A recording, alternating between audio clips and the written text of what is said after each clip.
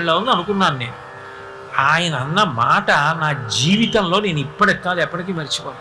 ఆయన అన్నాడు, శ్రీచక్రంతి ఎప్పటి నుంచి నించున్నాడు, కింద నించుంటే నాలాంటి వాళ్ళు కనపడరని ఆ పద్మపీఠం మీద కాలు కదపకుండా అలాగే నించున్నాడు కదా, నించుని కాళ్ళు నొప్పెట్టవా స్వామి, ఒక్క 10 నిమిషాలు నీ కాళ్ళు పట్టే అనుగ్రహం ఇవ్వవయ్యా, ఎంత నిలబడ్డావయ్యా మా కోసం, నిలబడి మమ్మల్ని చూస్తూ అలా ఉండిపోయావా, మేము కనపడలేదు అంటామేమోనని మా కోసం ఆ పీఠం ఎక్కి అలా నించున్నావా, ఆ ఇరుకులో ఇంతమంది వచ్చి విడిచిపెట్టినటువంటి గాలి పీలుస్తూ నించున్నావా, నువ్వు సామాన్యమైన శిలా విగ్రహం కాదు కదా, నకృతం దైవ సంఘైశ్చ నకృతం విశ్వకర్మణ స్వేచ్ఛయా క్రీడతే తత్ర ఇచ్ఛారూపం విరాజిత.